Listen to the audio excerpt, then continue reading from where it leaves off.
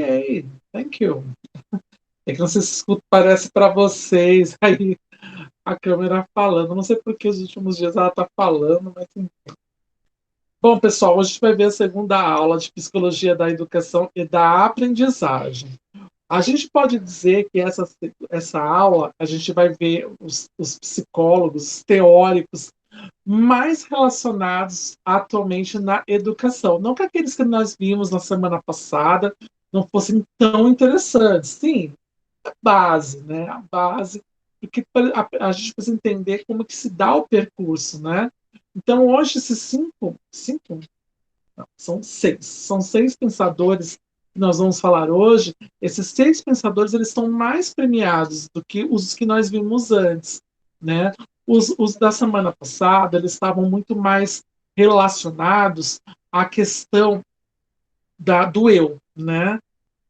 Esses que nós vamos ver hoje, inclusive dois nomes, com certeza vocês já escutaram, pelo menos ou por mim ou por alguma coisa voltada à psicologia, porque eles são, digamos assim, os mais importantes, né? E eles são mais próximos, né? Desses seis são os mais próximos que hoje trabalhamos. Tem mais? Tem mais, óbvio, tem muito mais.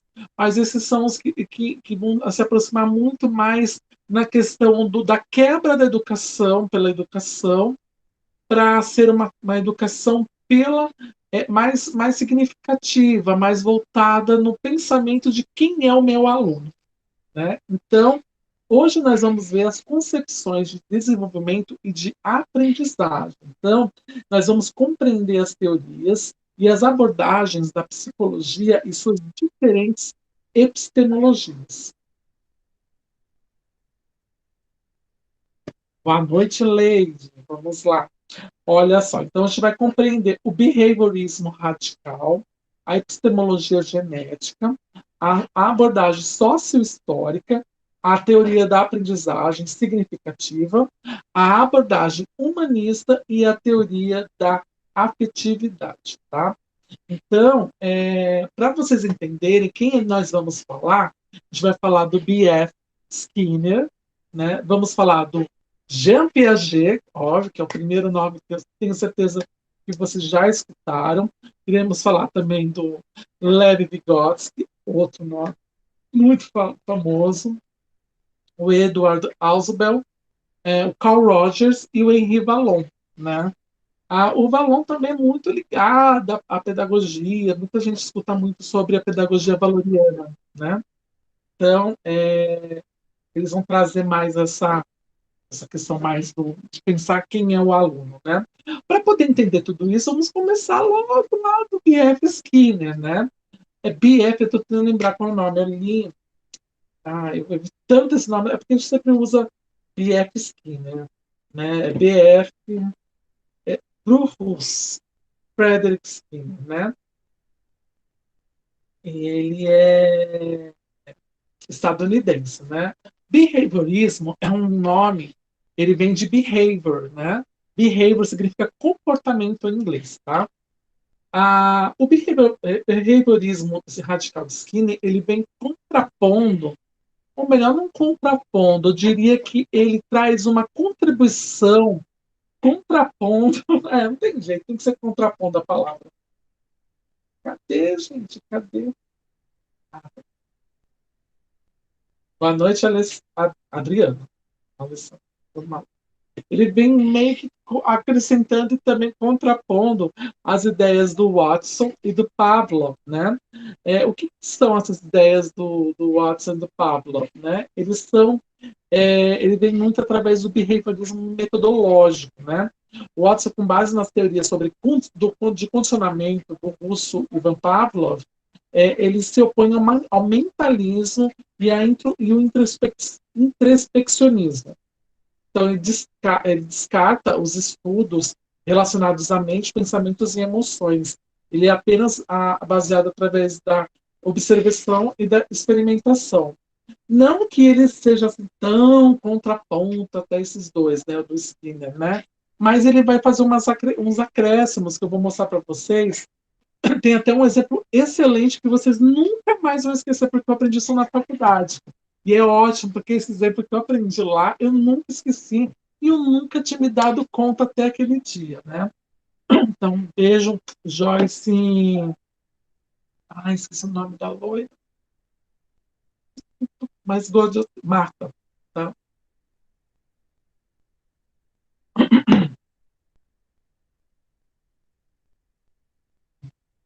Então, o que traz então esse contraponto? Esse contraponto seria através do condicionamento correspondente, ou seja, não é mais sobre observação, já é o radical, já indo para bora fazer.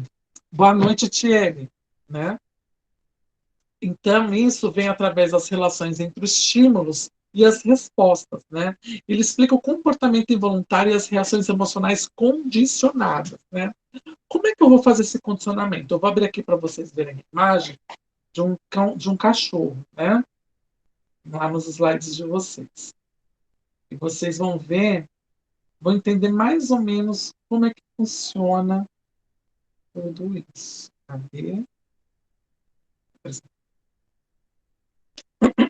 Compartilhar. Então, tá ótimo. Aqui, ó. O condicionamento, vamos tomar como exemplo o cachorro, mas logo em seguida eu vou dar o exemplo que eu aprendi na faculdade, que foi assim fantástico, né? Tanto que eu nunca esqueço o Skinner por conta disso. O primeiro, a gente tem cachorro. O cachorro ele é um animal instintivo, assim como qualquer animal, né? Só que a gente treina o cachorro, né? E ele traz muito essa questão do treinamento, né? O cachorro, quando vai ver a comida, antes do condicionamento, né? De condicionar as coisas, ele vê a comida, ele fica maluco, porque ele quer comer, né? Lembre-se que os cachorros, né, por eles serem animais domésticos, né? Eu acho que de todos os animais, ele é o mais doméstico de todos, né? Ele vê a comida, ele já pensa em comer, mesmo que ele esteja satisfeito, ele quer experimentar, especialmente quando você está comendo, né? Por que isso acontece? Porque o cachorro, ele entende que você é o líder da matilha, então, se você é o líder da matilha, você vai compartilhar com ele o que ele vai comer. Por isso que quando você vai pegar a comida dele, ele não gosta muito, né? Ele fica bravo, porque você já compartilhou com ele, aquilo lá é dele, né? Mas o seu é sagrado, o seu é sempre o melhor. Então, o cachorro, quando vai ver essa comida, ele vai ter aquele estímulo, chamamos de incondicionado, um estímulo voltado para os instintos dele, né? Ele simplesmente faz aquilo porque é um instinto dele, né? Então, a primeira resposta dele é salivar, ficar com vontade de comer, né? O cachorro, quando está com vontade de comer, ele fica, né? Aquele assim, né? Meio passando a língua, meio fazendo uns barulhos assim correspondentes de vontade de comer. Então, esse é o primeiro estímulo. Então, ele sente esse estímulo porque ele é instintivo dele, esse instinto, né? Incondicionado. Ele sabe que ele precisa comer, né? A partir disso, a gente vai fazer um condicionamento. Então, antes do condicionamento do cachorro, a gente começa a fazer um barulho, né? O barulho aqui, no caso, o som, ele vai ser um estímulo neutro. Por quê? Porque o cão, por exemplo, aqui nesse caso, ele não vai saber o que significa aquele barulho. Ele sabe que é um barulho, chama a atenção dele. Então ele vai dar uma resposta não condicionada, ele vai dar uma resposta qualquer para aquela provocação externa, né? Eu esqueci a palavra, mas é uma provocação, aquele estímulo, mas não é estímulo, é falar mal.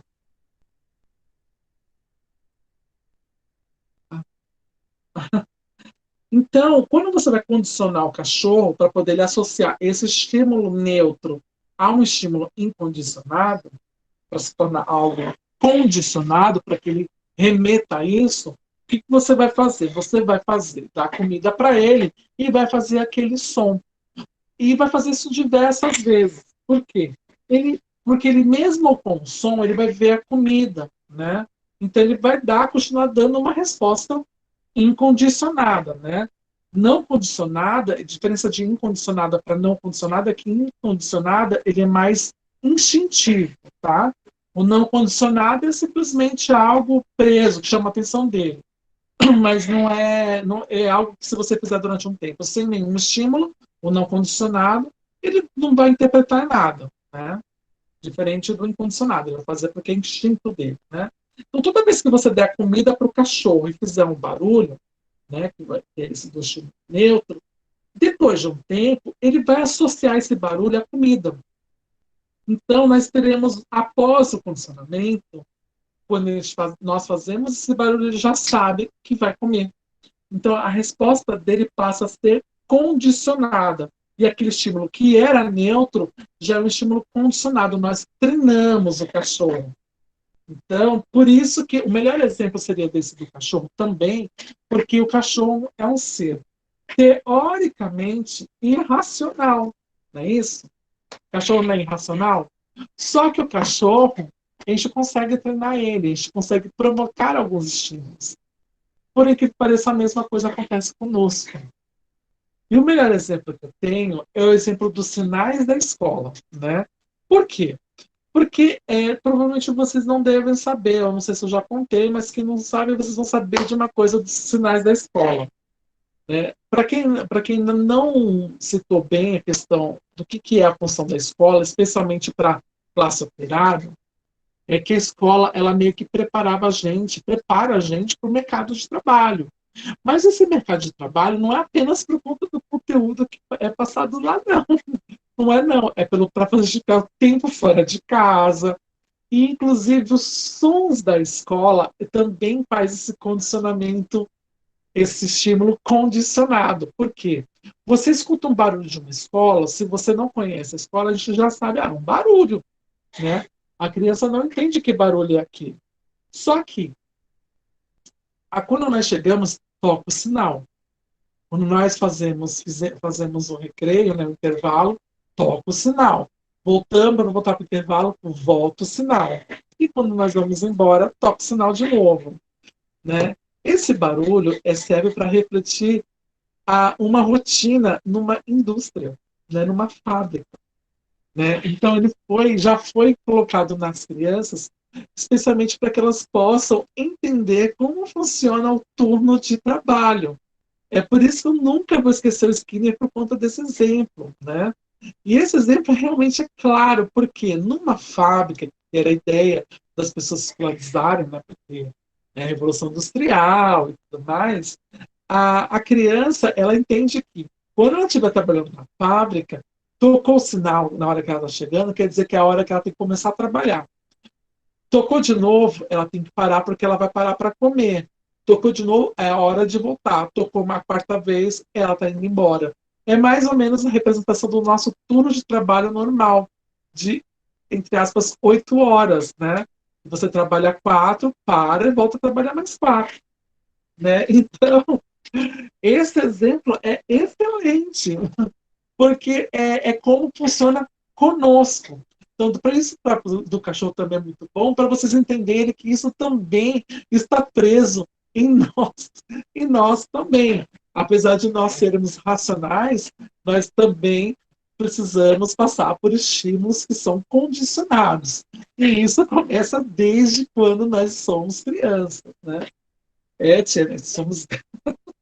não é que somos gado, mas já é uma preparação para o trabalho. Por isso que, inclusive, por que tem as mesas, elas são uma atrás da outra, né?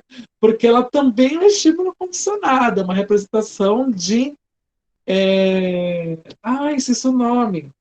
De escala de trabalho. Não é escala de trabalho, mas aquela ordem da fábrica, que fica assim, por isso que é enfileirado, um atrás do outro. Depois tem a questão da escadinha, né? Então, tudo isso é para mostrar que nós precisamos ser organizados nas filas para entrar para trabalhar na estação de trabalho, né? É para representar uma estação de trabalho, que ali é aquele seu espaço e que você tem que usar aqui apenas aquele espaço com o material que está lá. Então, tudo isso são estímulos condicionados. É por isso que eu nunca vou esquecer o Skinner por conta disso. E foi ótimo quando a Joyce e a Marta, que, né, deram aula lá, para pedagogia lá na Unesp, eu nunca esqueci. Foi inesquecível essa apresentação. Mas isso mostra bem com o do cachorro como nós funcionamos igual. né? E somos iguais a eles, né? Assim como nós treinamos o cachorro para ele fazer determinadas coisas, ele fica rebelde às vezes, mas ele acaba fazendo, porque ele sabe que existe de alguma certa forma, existe alguma recompensa depois.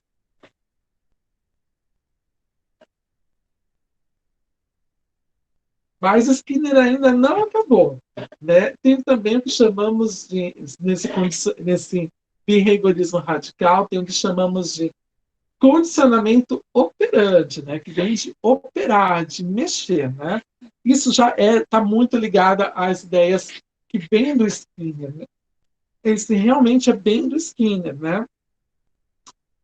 O Skinner ele diz que a relação entre os comportamentos voluntários e as leis que os regem surge para explicar o reforçamento de uma resposta operante, né?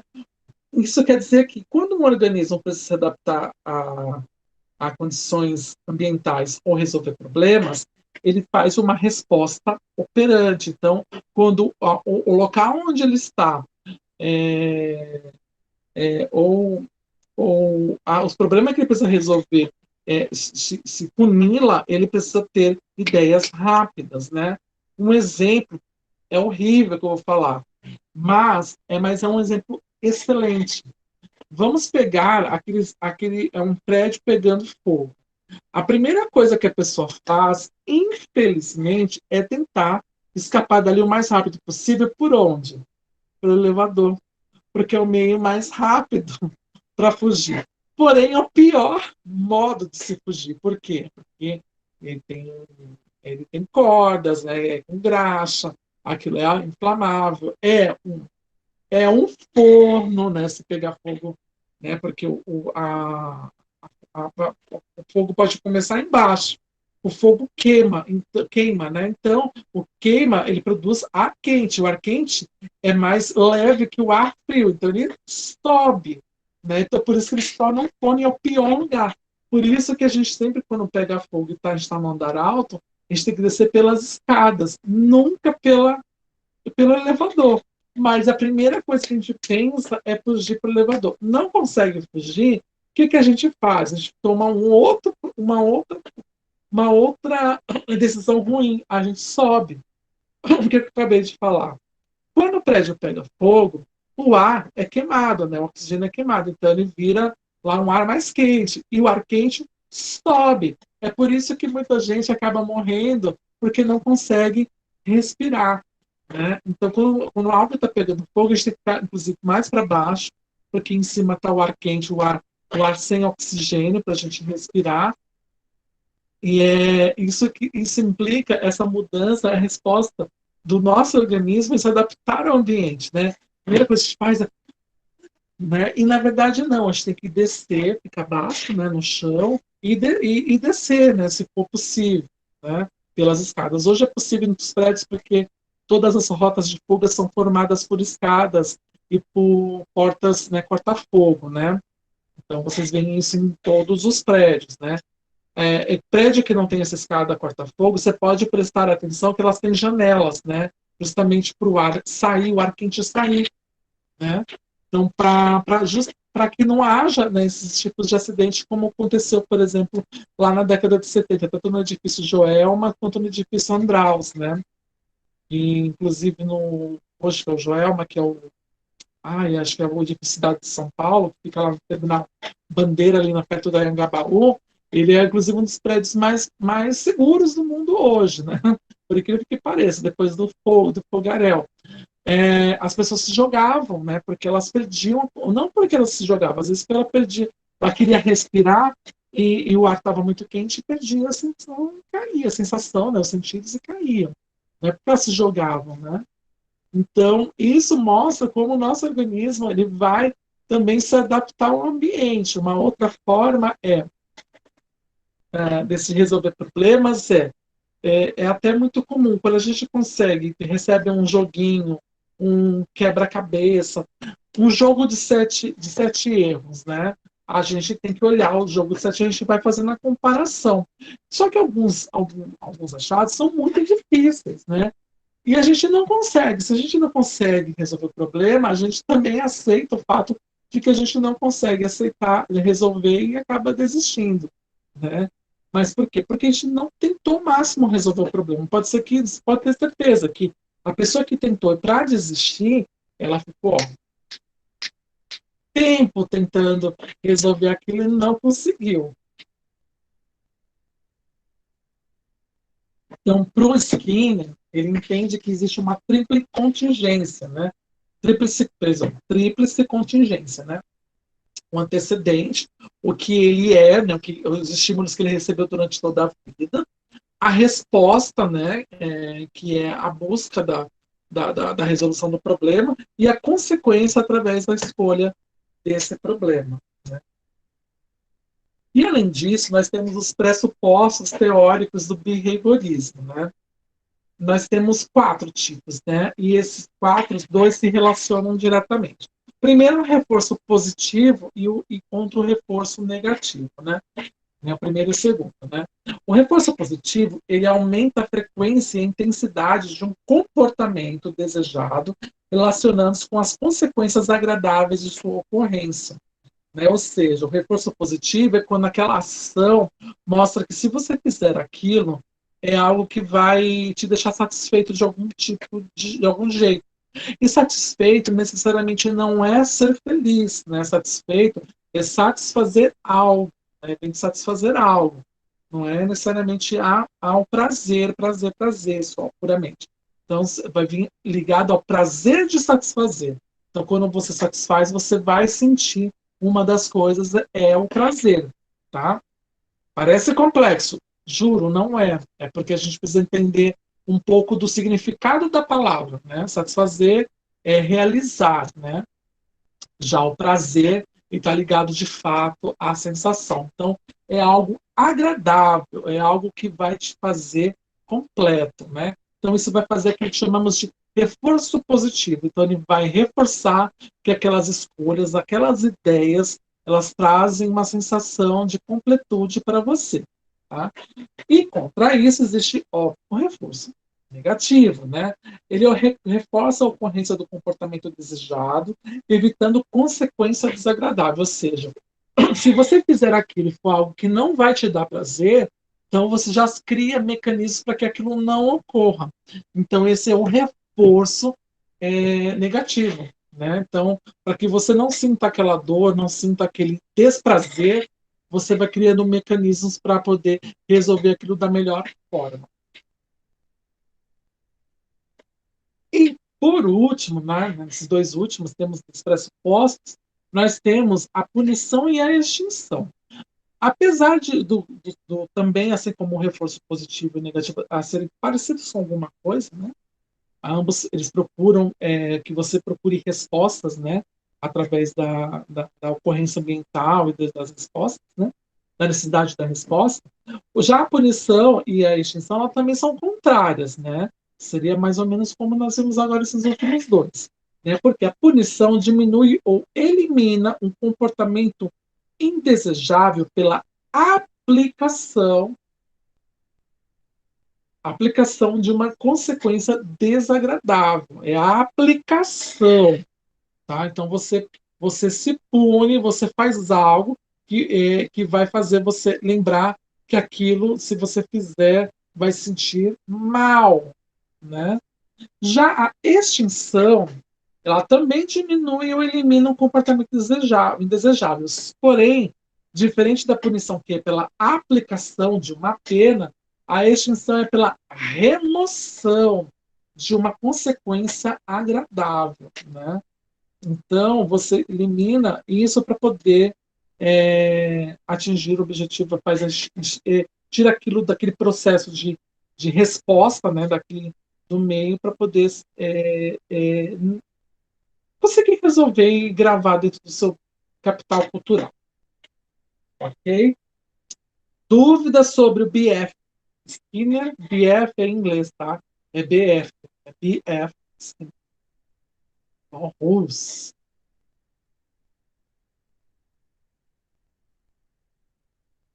Dúvidas? Não?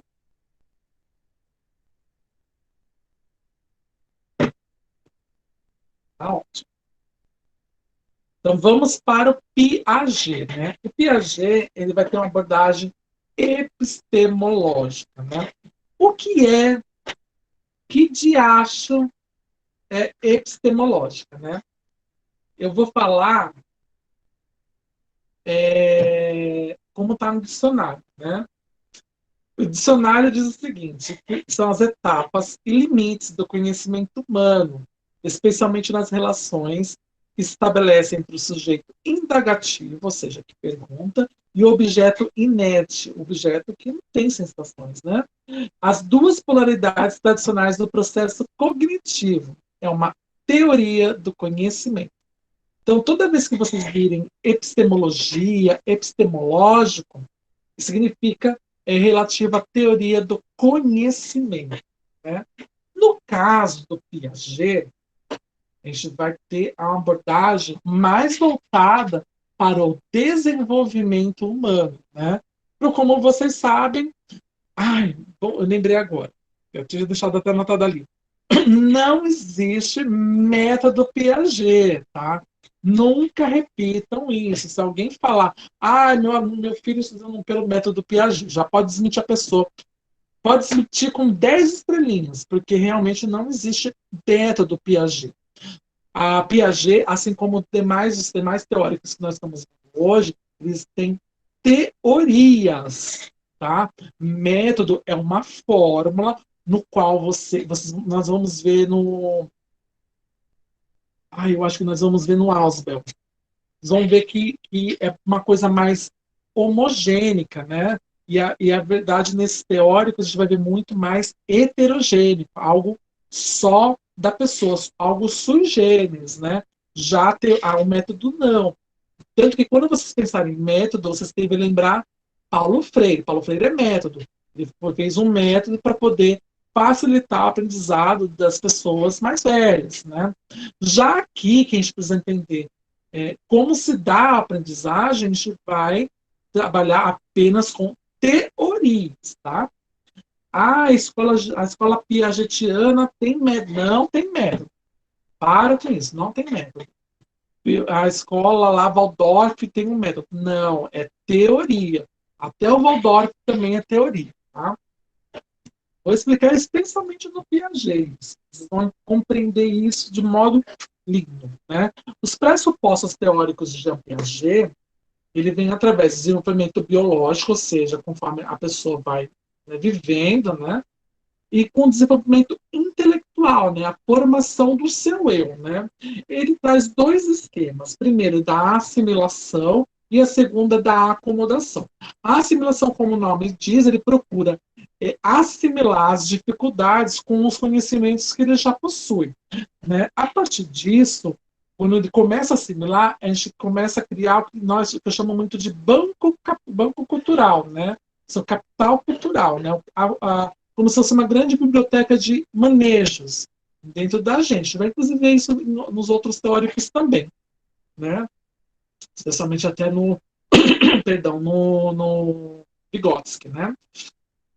Então, esse processo de guardar esses comandos chama-se acomodação, porque você pegou o conhecimento, se tornou verdadeiro para si, porque ou você torna verdadeiro, ou você exclui e diz que não é verdadeiro para você. Uma vez que você tornou verdadeiro, você começa a fazer adaptações para o seu eu. Né? Quando você faz essa adaptação e ele se torna algo que você consegue fazer sem precisar, eu preciso fazer aquilo, você simplesmente consegue realizar, chama-se acomodação. Tá? Bom, o Piaget é muitíssimo famoso pelos seus estágios de desenvolvimento cognitivo, né? A gente vai ver de novo isso lá no Vallon, que também tem os estágios de desenvolvimento dele. E são bem parecidos com os estágios do Piaget até, né? A diferença é que o Piaget ele separa isso em 4 etapas, tá? Precisa compreender? Precisa, mas precisa decorar? Precisa também, porque os nomes, até eu confesso, às vezes até eu esqueço os nomes, né? Mas eu já sei como é que é cada parte, o que se esperar, né? A gente vai ver já mais para frente, né? Ele tem 4 estágios, né, segundo os pressupostos do Piaget, né, segundo a teoria dele. Né. A primeira, ela vai de 0 a 2 anos, né, do nascimento aos 2 anos, que chamamos de sensório-motor. Por que sensório-motor? Porque nesse momento, a criança, tudo para ela é a boca. Né? Por quê? Porque o maior contato dela com o mundo é a boca. Só que ela tem outros 4 sentidos, né? E esses 4 sentidos, eles estão se formando ainda, né? Ainda está naquela fase de estabilização, né? Então, é por isso que a criança pequena, quando ela corre, ela acaba caindo, porque ela não tem ainda a noção de espaço, a visão, o campo espacial visual dela não está totalmente formado. É por isso que ela, às vezes, reage diferente com o tato, porque ela ainda não conseguiu formar nela a questão das sensações, né? Já a boca também está formando, né? Mas é muito comum ela pegar qualquer coisa, pega assim já leva para a boca, porque é a forma como ela vê o mundo, né? Não só com os olhos, ela vê com a boca. Porque ela sabe que tudo que é prazeroso para ela vem através da boca. O que é prazeroso para ela nessa idade? Comer, igual cachorro, é comer. Né? Então, por isso que ela vai remeter à boca a questão do prazer. Né? Então, ela está formando ainda é sociomotor, porque ela ainda está desenvolvendo as primeiras capacidades dela motoras, as primeiras capacidades motoras dela. Né? E logo em seguida, nós temos o pré-operatório. Né? O pré-operatório começa dos 2 anos e vai até lá aos 7 anos. Né? O pré-operatório, ela já superou a fase da experimentação e da visão do mundo pela boca, né? No segundo Piaget. E ela a partir disso, ela começa a experimentar através dos outros sentidos. Então, ela ainda corre e ainda cai, mas ela começa a ter a formação mais próxima da final do espaço-campo visual, né? Nessa etapa, né? As sensações de tato já estão um pouco mais definidas, ela está começando a entender como que é a força do seu corpo, né? E ela ainda tá começando a sair do concreto, né? A gente vai ver isso, especialmente na próxima etapa do Piaget, que é o que eu vou reforçar aqui. Até o sensório motor e o início do pré-operatório, a criança não tem a noção do abstrato. O que é noção do abstrato? Quando a gente brinca com a criança, com o bebê, assim, escondi, né, apareci, escondi, apareci. Quando você se esconde e ela não vê mais você, quando ela está nessa etapa, né, no início dessa etapa, né, e também a anterior, toda, ela realmente tem a sensação que você sumiu, que você não está mais ali.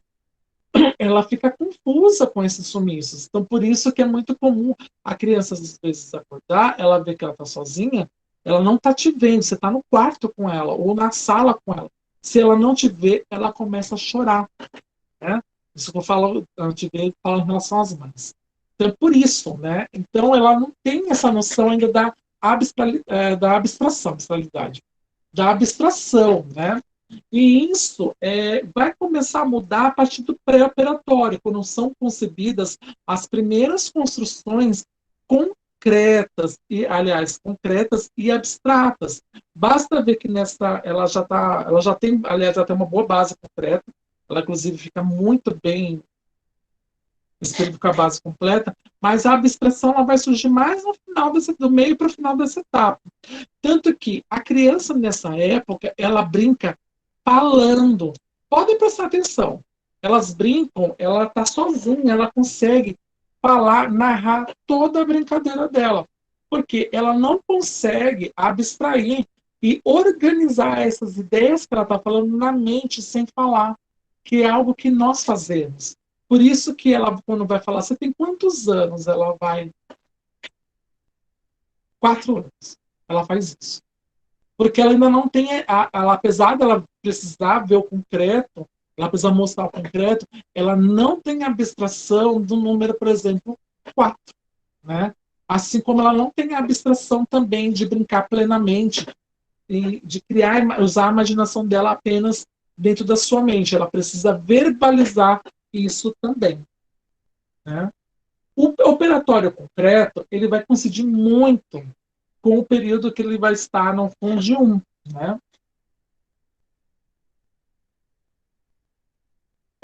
Vai lá dos 7 até os 11, 12 anos. A gente costuma dizer até os 12 anos, porque é quando começa a adolescência propriamente dita, né?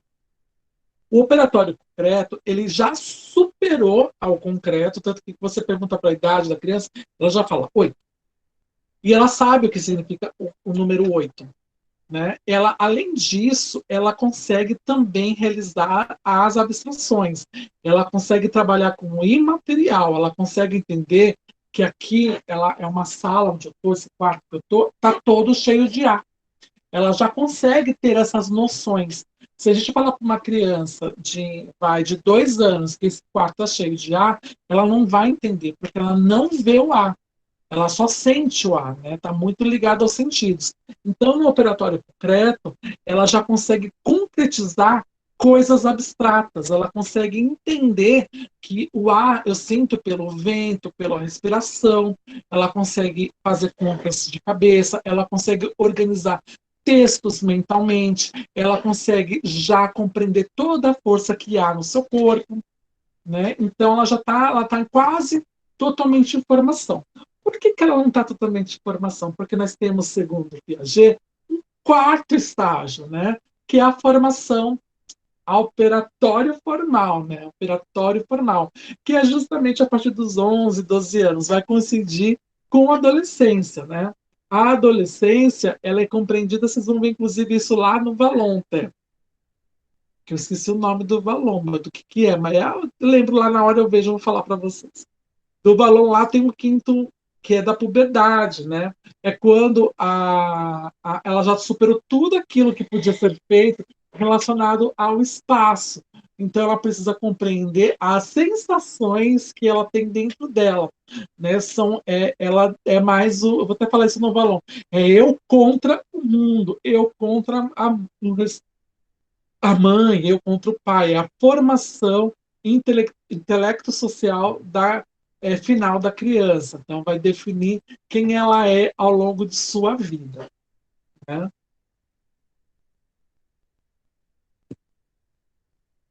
Dúvidas relacionadas ao Piaget, antes de eu passar para o Lev Vygotsky. O Piaget ele é suíço, viu? Ele é suíço. Ele morreu no ano que eu nasci, 1980. Só uma coisa para reforçar. Quando vocês virem a palavra epistemologia ou epistemológico, epistemológica, relativo, essa palavra relativa à teoria do conhecimento, tá? Guardem bem isso, porque vocês vão ver muito, muito texto falando epistemologia, epistemologia, então é por isso. Até porque logia, não esqueçam, é estudo de algo, né? Dúvidas do Piaget, do Jean Piaget?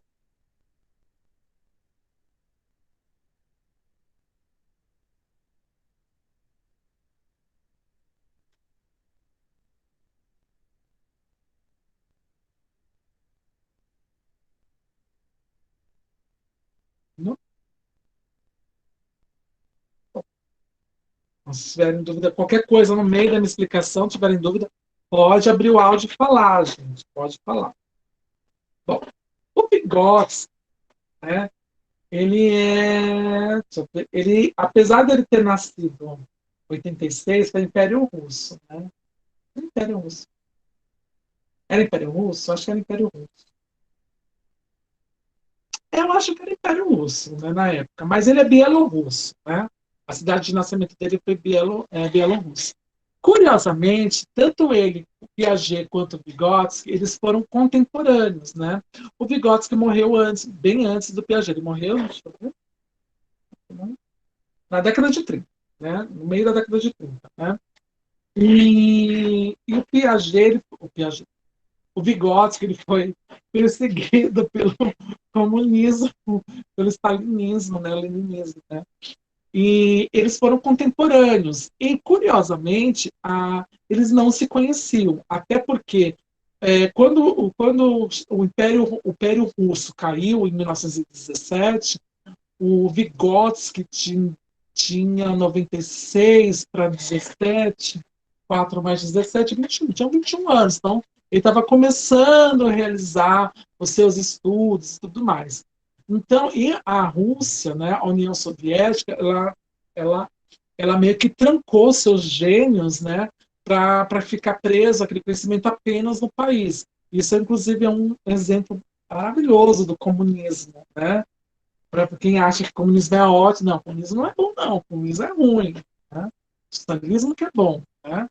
Então, o comunismo, eles queriam apenas aquele conhecimento para eles lá, então o conhecimento dele ficou trancado durante quase, acho que mais de duas décadas, só na Rússia. Né?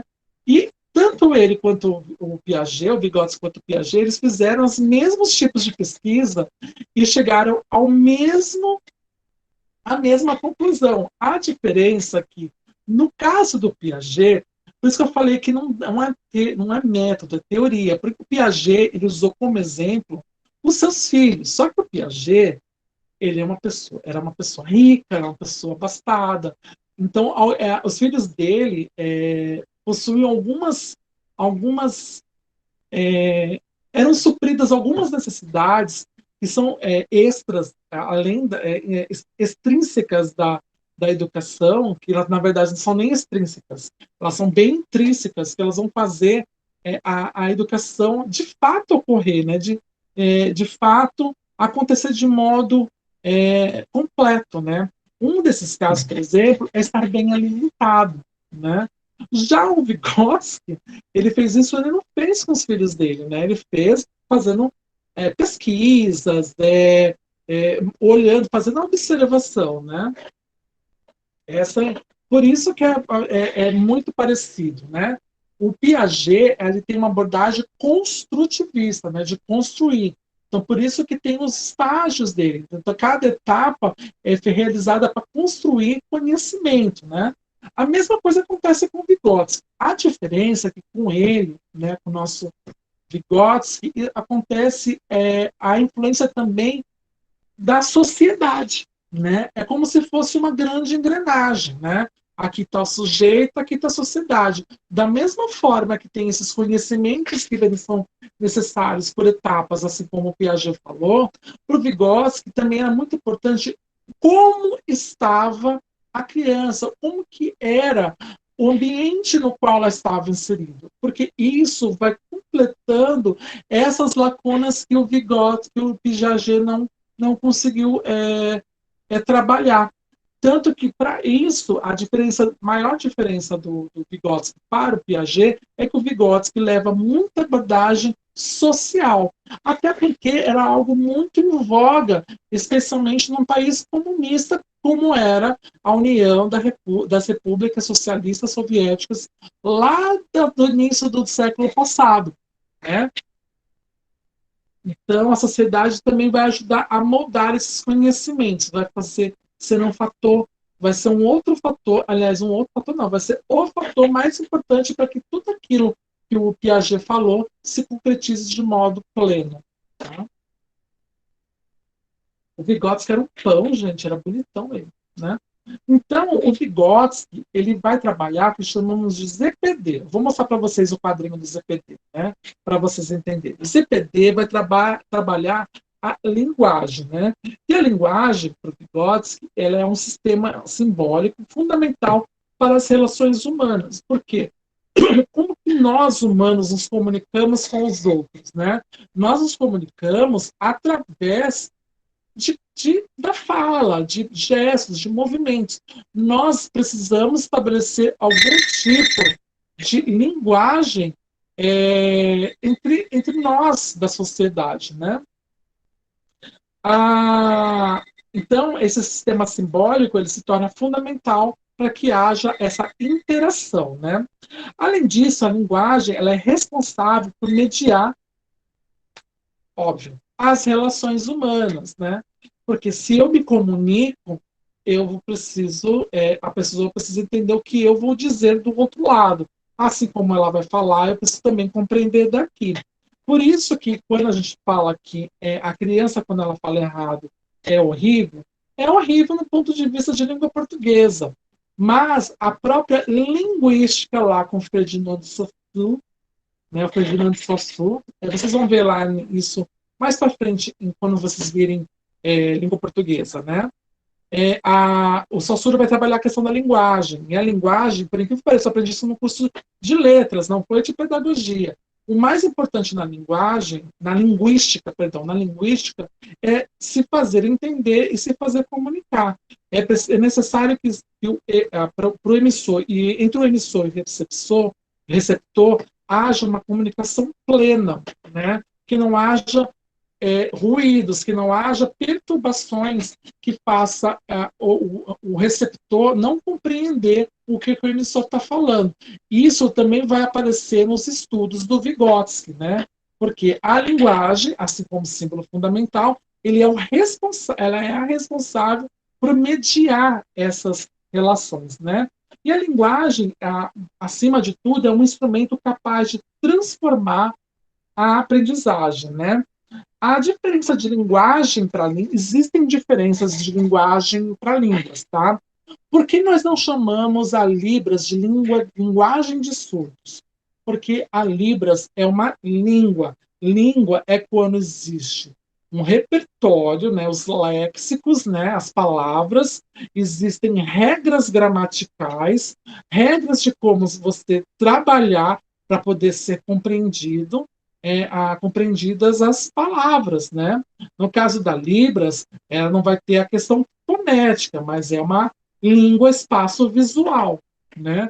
A linguagem não. A linguagem é aquele algo que pertence, precisa da língua para existir. Não, na verdade, precisa da língua para existir, mas ela necessariamente não precisa ser só visual, ela pode ser algo que pode ser representado até mesmo de modo tátil. Eu preciso ter significação para poder comunicar com outra pessoa. E por que isso é importante, especialmente no caso do Vygotsky? Também é importante no caso lá do Piaget. Se você fosse comunicar com uma criança, você vai falar como eu falo com vocês, ou vocês vão precisar utilizar uma outra linguagem, um outro vocabulário, outro formato para poder se comunicar com elas? É óbvio que é a segunda.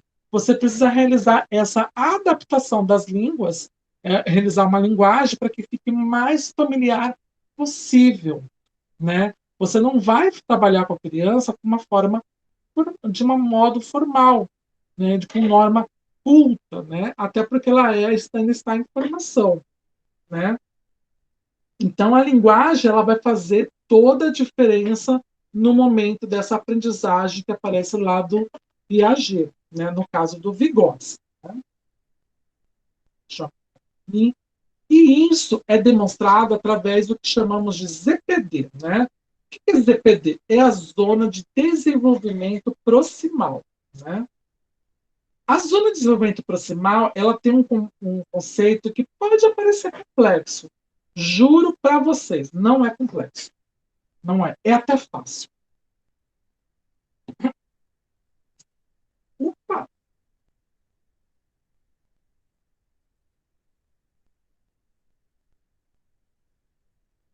Vamos lá, aqui, ó. O quadrinho do ZPD. Vocês estão vendo que aí, ó, vamos ver primeiro esses nessas linhas que estão para cima e para baixo, né? Até o topo e até o outro lado, né? Vocês estão vendo aqui para cima, chama-se dificuldade da tarefa, né? Já vou explicar sobre ela. E aqui, ó, embaixo, tem a linha que é considerado tempo. Vocês estão vendo que para dificuldade e para tempo, eles possuem momentos diferentes, né? Por quê? Porque quando você vai realizar um trabalho com uma criança, você não vai simplesmente chegar lá e dar o produto final, pura e simplesmente tem que entender dessa forma. É óbvio que não. Até mesmo com uma criança, com um adolescente, até mesmo com vocês. Eu não posso falar assim, olha, é tal coisa, né? Não, eu preciso explicar exatamente como é isso. Como é que é feito isso, né? Através dos desafios que são propostos para vocês. Então, o primeiro desafio, ele vai considerar o nível de desenvolvimento real de vocês, né? E está aí embaixo, né? O nível de desenvolvimento real é aquilo que você consegue absorver. E se você conseguiu absorver, compreender de modo completo, você atingiu o nível de desenvolvimento potencial. Notem que entre eles existe um espaço, que é justamente uma dificuldade da tarefa. Então, quando eu atinjo esse espaço, né, esse nível de desenvolvimento potencial, vocês podem ver que aqui, ó, essa linha aqui do NDP, aqui do lado começa uma linha do NDR, de um desafio seguinte. Por quê? Porque aqui, no nível de desenvolvimento potencial, eu sei o que você é capaz de fazer com o conhecimento, com a tarefa que foi aplicada a você. Então, se você é capaz de realizar isso e conseguiu compreender, você conseguiu atingir o nível de desenvolvimento real. Então, a zona de desenvolvimento proximal nada mais é que o meio termo com que você é capaz de aprender com o que você aprendeu efetivamente. O que é capaz de aprender, nesse caso, são as suas potencialidades. Nesse momento, a gente precisa separar o que é o conteúdo a ser aprendido do que o que você é capaz, tá? Então, são dois conteúdos distintos, só que eles são intrínsecos, né? Eles estão ligados de forma única, porém são duas coisas diferentes. Por quê? Porque eu nunca posso dar nada para vocês ou para alguma criança algo que seja impossível de vocês realizarem através das competências de vocês, das capacidades de vocês. Para poder fazer isso, eu preciso trabalhar construindo. Por isso que é construtivismo. Ele vai subindo etapa por etapa. Porque quando você atinge o nível de desenvolvimento real, eu também atingi um nível de desenvolvimento potencial. Então aqui eu já estou vendo que você é capaz de ir para um conteúdo mais denso, mais difícil. E vai criar de novo aquela mesmíssima etapa. Ok? Aí, ó, aqui, ó, nível de desenvolvimento potencial, suas capacidades. Então, eu vou para o próximo. E isso, como aparece aqui embaixo, demanda tempo. Ele tem um espaço de tempo para cada item. E a dificuldade, ela é feita por etapas. Tá? Por isso que ela parece difícil, mas juro, não é. Então, o nível de desenvolvimento potencial é o que você é capaz de fazer.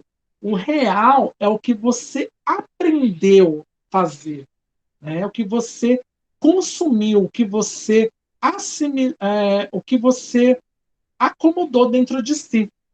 O potencial está muito voltado, no caso do Piaget, para aquela assimilação.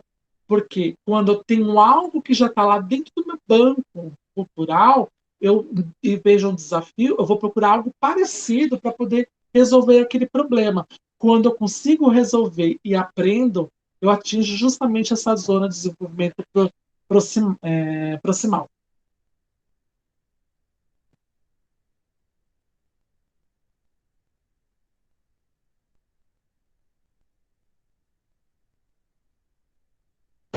Dúvidas, gente, do socioconstrutivismo de Piaget, do Não, Z. boa noite. Não, no teu momento não. Ah, que bom, Adriano. O ZPD é um pouquinho chatinho, mas é só vocês gravarem isso. O potencial que você é capaz de fazer, real que de fato você aprendeu.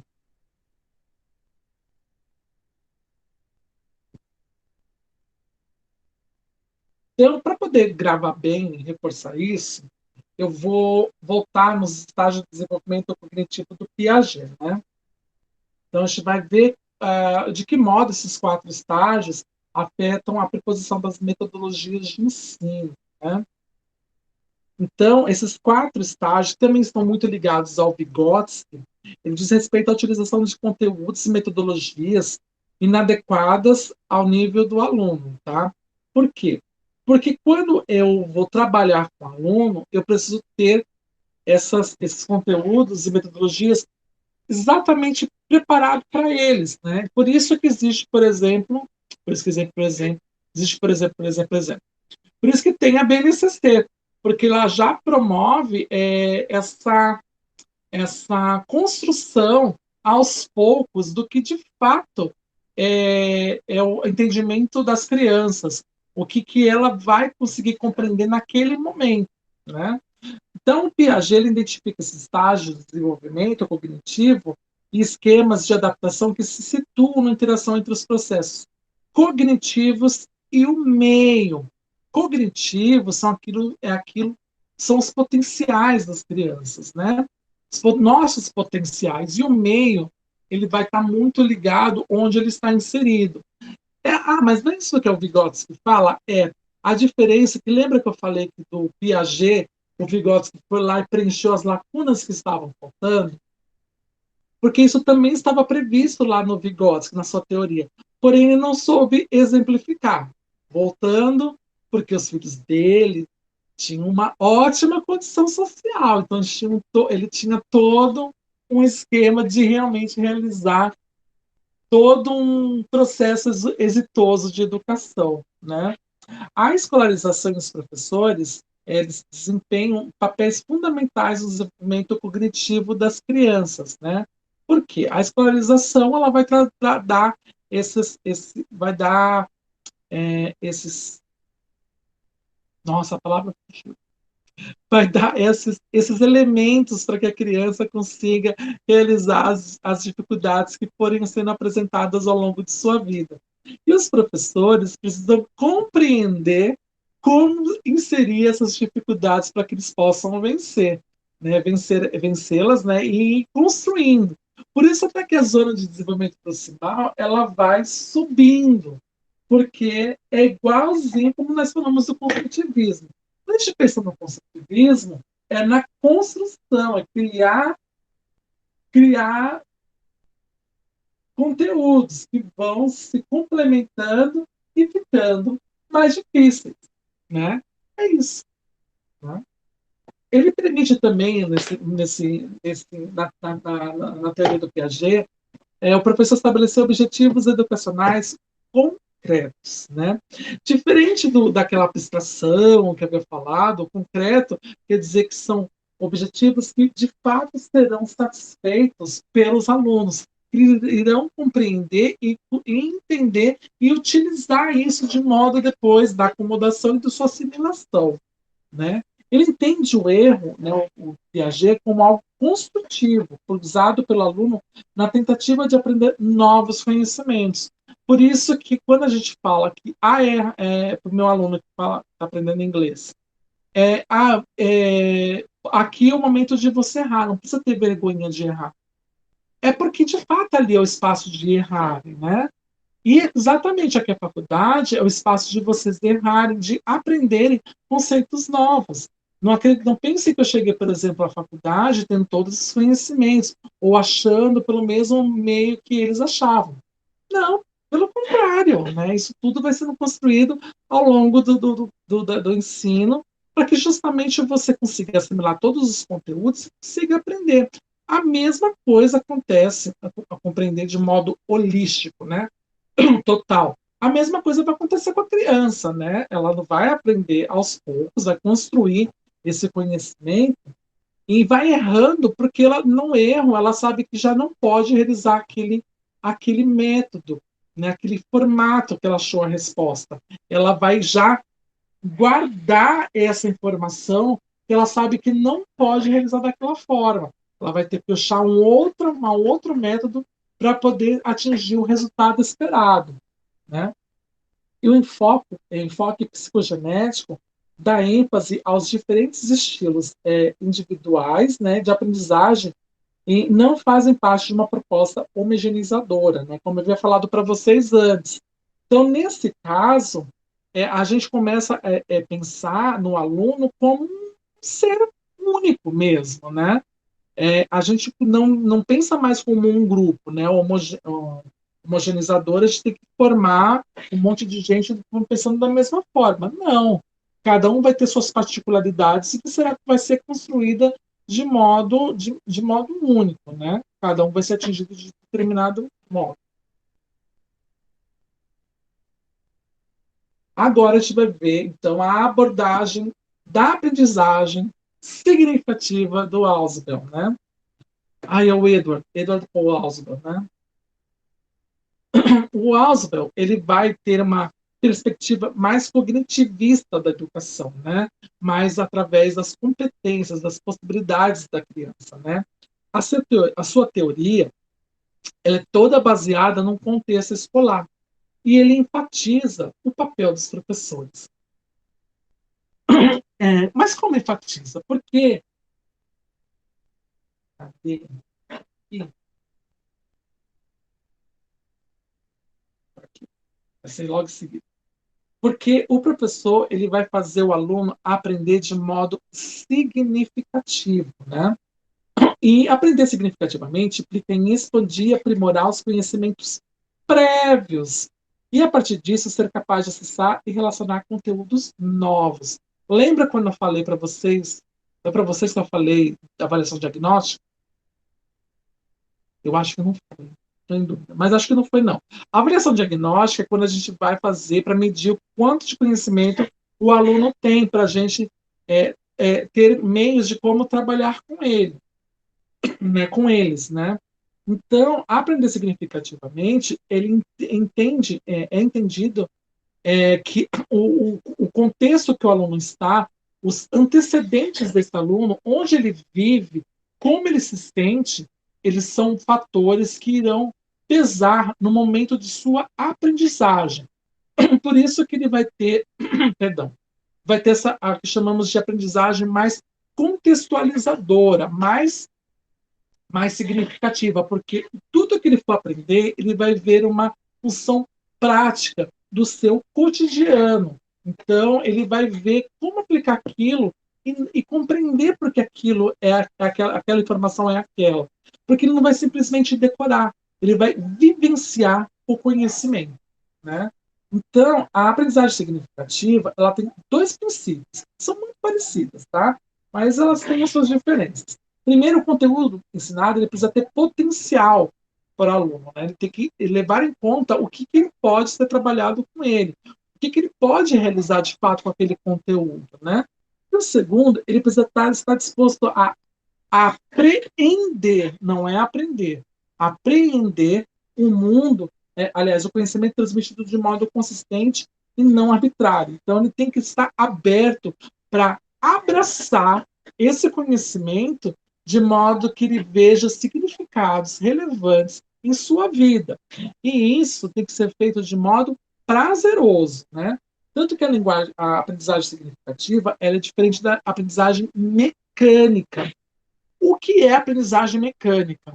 Sabe aquela escola tradicional que a gente falava antes, nossa, a escola antes era melhor? A aprendizagem é mecânica, porque a gente só precisava decorar, a gente não precisava compreender por que a gente tem que ter aqueles conhecimentos no nosso dia a dia, a gente precisava apenas decorar para realizar provas, para poder prestar um vestibular, né? Ou para ter algum conhecimento extra para alguma coisa que você iria aplicar. Então, não tinha a contextualização daquele conhecimento dentro da vida do aluno. Então, é a maior diferença da aprendizagem significativa. Dúvidas do Ausubel? Eu falei que o Ausubel é o melhor. É o melhor. Começa a ficar mais próximo do que a gente ensina hoje na escola. Ou entendimento do que é o aluno na escola hoje. Né? Dúvidas do Ausubel?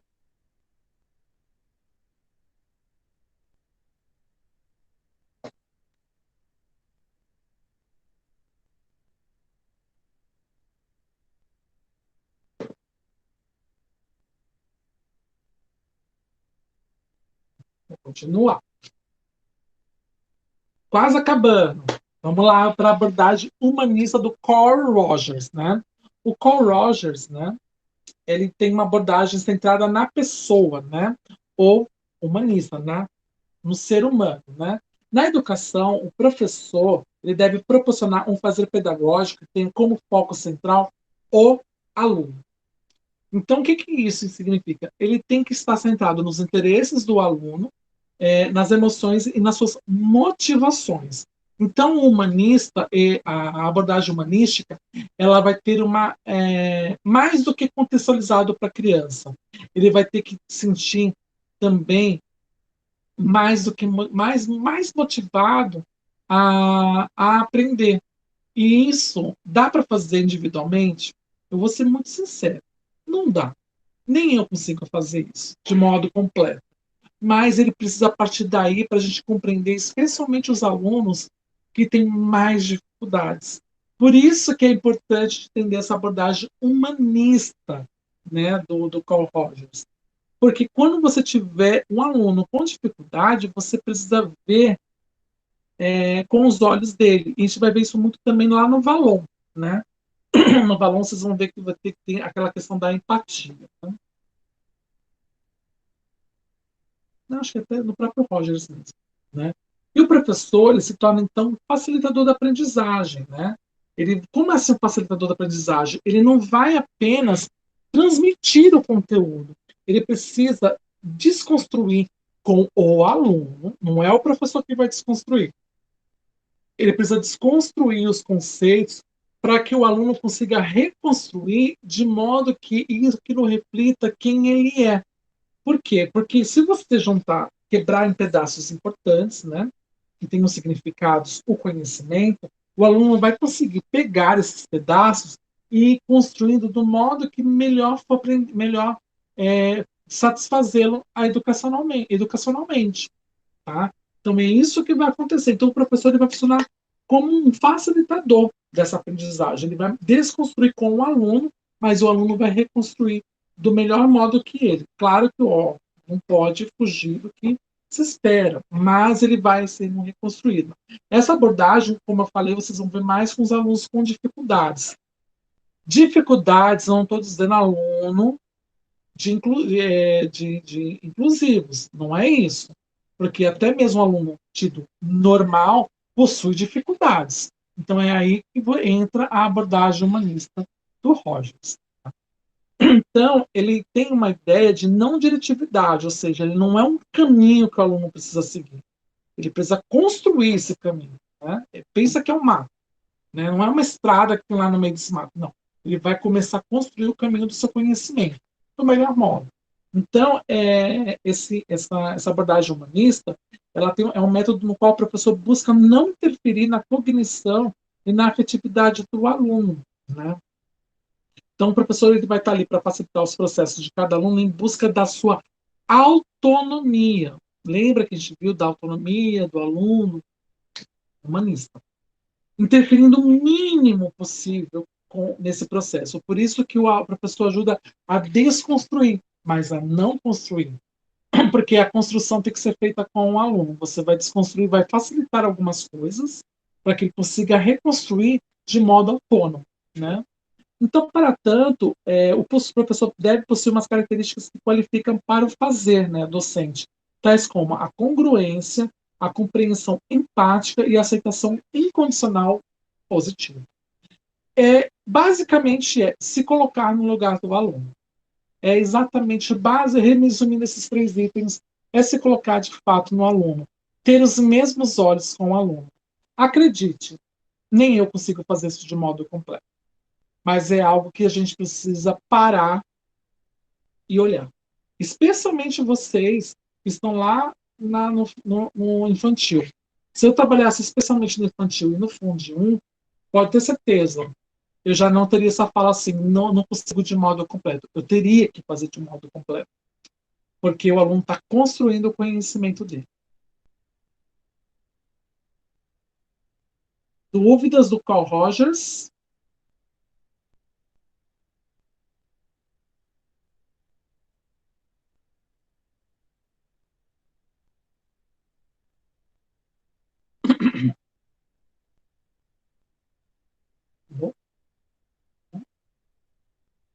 Então vamos para o último, Valon, né? A abordagem psicogenética de Valon, né? Assim como o Piaget também vai também estruturar em alguns estágios, né, o desenvolvimento, né? O Henri Vallon, ele é interessado na compreensão do ser humano como um indivíduo integral, ou seja, ele não é uma folha em branco. Lembre-se disso, que criança não é uma folha em branco, ele é um ser integral. Então, isso indica que a cognição, a afetividade, a motricidade, né, possuem o mesmo nível de importância para o desenvolvimento humano. Então, não existe o que é melhor para aprender. Tudo é importante na criança aprender. E a integração é o principal eixo nesse processo de desenvolvimento, né, da integração organismo-meio, e o organismo é composto pela cognição, pela afetividade, pelo motor, né? A gente vai ver mais separadamente cada um deles agora, daqui a pouquinho. E o meio é o local onde ele está, né? Então, a integração busca justamente isso, né? É o principal eixo de todo o processo educativo, né? Assim como eu falei do Piaget, ele possui também estágios de desenvolvimento. O Piaget tem 4, o Vallon tem 5. Né? O Vallon, a gente tem o que chamamos de estágios de desenvolvimento da afetividade. Né? O primeiro estágio está lá no de 0 a 1 ano. Né? Por quê? Porque a criança, nesse momento, ela é chamada de impulsivo emocional, né? Então, ela faz aquilo utilizando apenas o que ela acha que deve fazer. E ela é guiada pelas suas emoções. Tanto que, quando ela quer se comunicar, o que, que ela usa contra a mãe? Ela usa contra a mãe? Choro. Porque é a forma de como ela expressa todos os sentimentos que ela tem, né? A partir disso, aí vai ficar muito parecido com o Piaget. Nós vamos ter o sensório motor e projetivo. Diferente do Piaget, que ia até os 2 anos, esse vai do 1 ao 3 anos. Né? O sensório motor e projetivo, ele vai, assim como o Piaget, ele vai trabalhar as questões das sensações dos seus sentidos, né?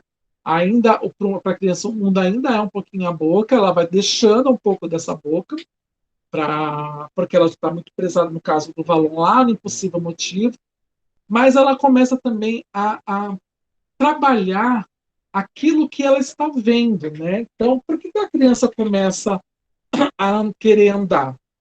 Ela começa a querer andar porque ela quer se locomover. Ela quer se locomover, parece óbvio, mas é verdade, ela quer se locomover. Por que ela quer se locomover? Porque ela tem uma visão de outras pessoas andando, ela quer ser alguém autônomo, né? Então ela projeta andar igual quem ela está vendo. Então, por isso que isso é um dos itens que vai influenciar esse processo, né? Que vai do 1 ao 3 anos, né? E ela vai também trabalhando um pouco das suas sensações, né? Da sua motricidade, da sua afetividade. Ainda nesse momento, a afetividade não é algo bem definida. A motricidade está começando, está mais adiantada que a afetividade, mas ela está começando a fazer as primeiras experimentações, né? Lembrando perdão, que o Vallon, a cognição, a afetividade e a motricidade são importantes, todas elas. Não tem uma que é melhor ou outra que é pior. Não. Elas têm as suas diferenças, mas as 3 são importantes. Né? Dos 3 aos 6 anos, nós temos o que chamamos de personalismo, que é o que a gente mais parecido que a gente vai ter lá com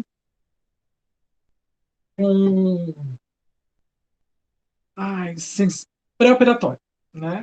Então, ela está começando a fazer, ela já começou a fazer suas experimentações e ela começa a criar seus pequenos, seus pequenos bancos culturais. Então, ela começa a dar mais opinião do que ela quer fazer ou não. Ah, mas a criança antes consegue fazer isso. Não da forma nesse período. Né? Antes, ela vai muito pela questão da emoção, da questão da projeção. Mas nesse momento ela já começa a se dissociar e querer ser um ser autônomo, tá?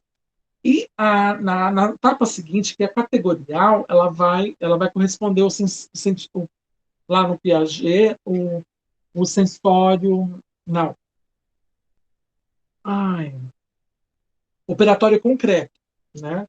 O operatório concreto, assim como o categorial, ele começa a categorizar o que ela quer, que a criança quer como ser autônomo, né?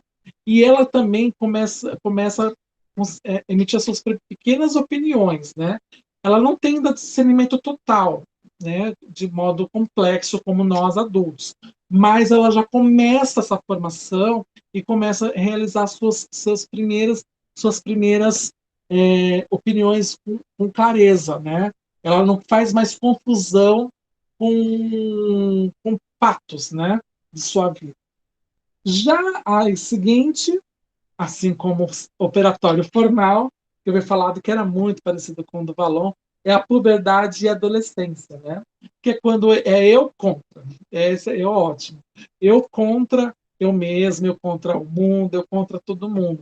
É quando ele começa a realizar, a criança começa a realizar suas experimentações sociais individuais e comparações. Então, existe a hipervalorização de coisas, a, a sua inferiorização diante de outras coisas. Então, ela está ainda experimentando, formando sua última parte, que é a última parte mesmo, para poder, de fato, ser um adulto completo.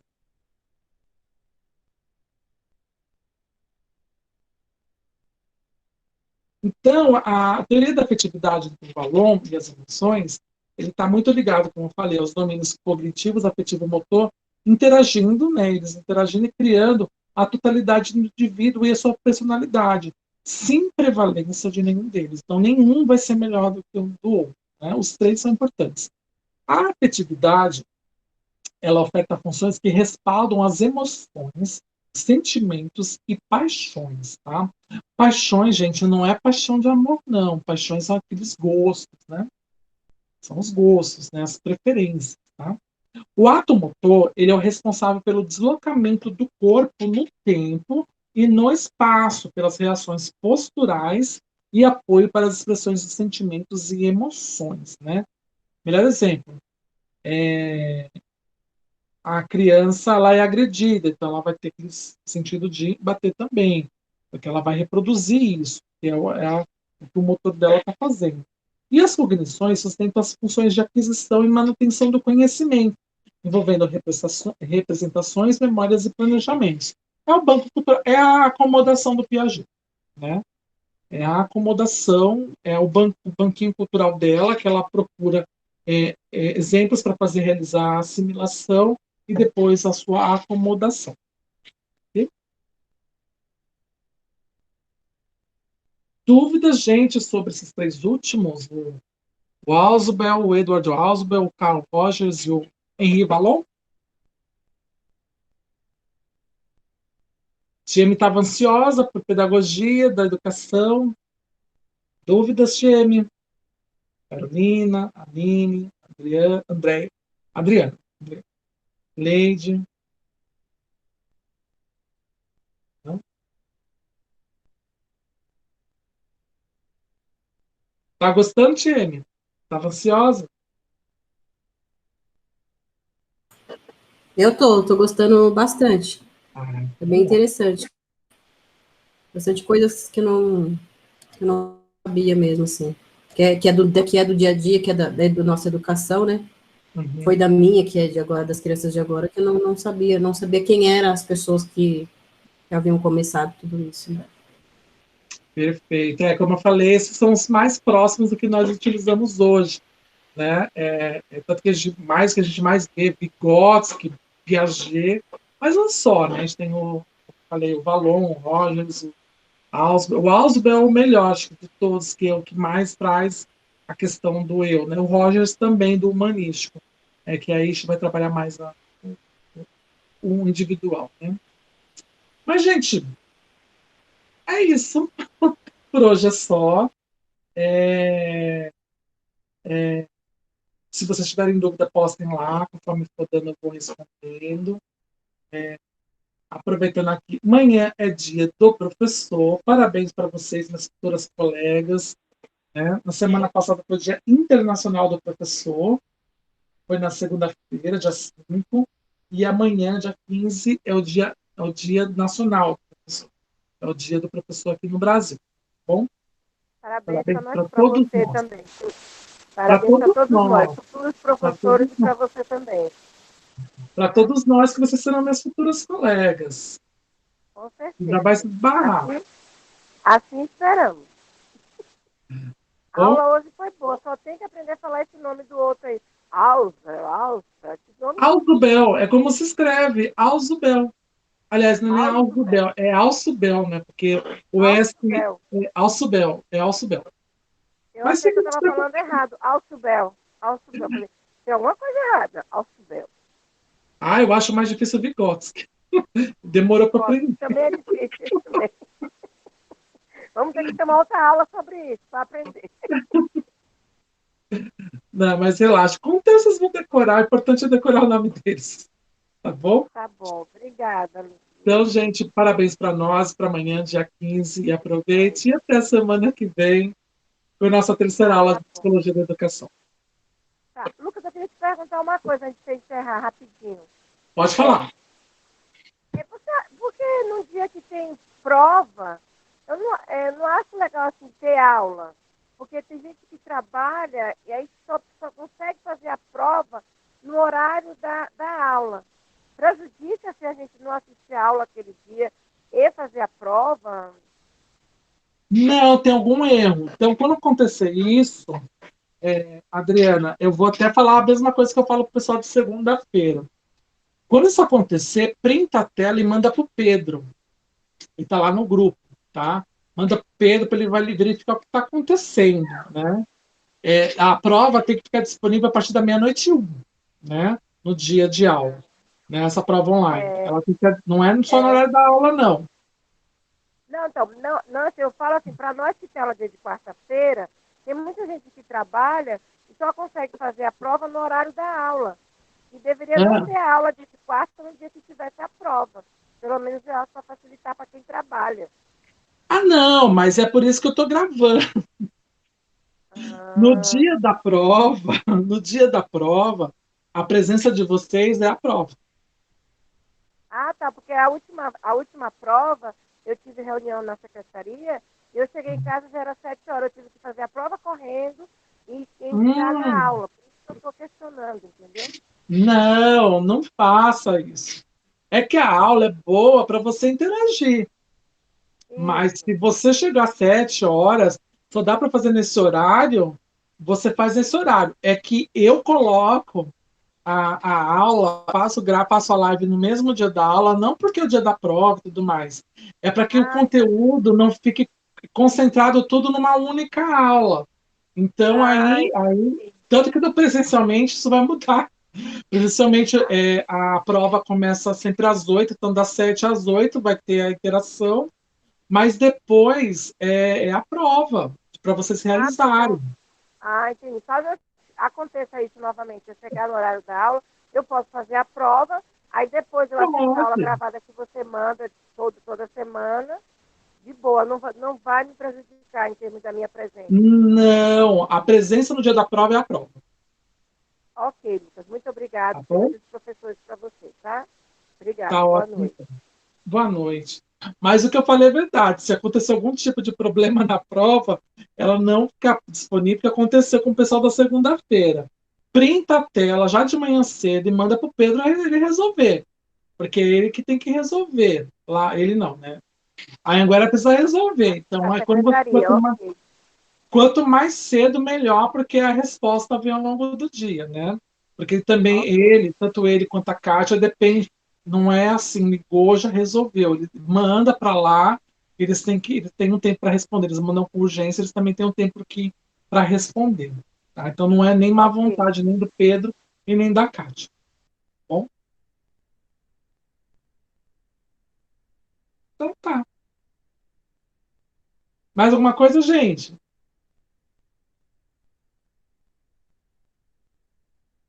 Então, por hoje é só. Até a semana que vem. Bom dia dos professores para todos nós. E é isso. Até a terceira aula. Ai, daqui a pouco eu já posso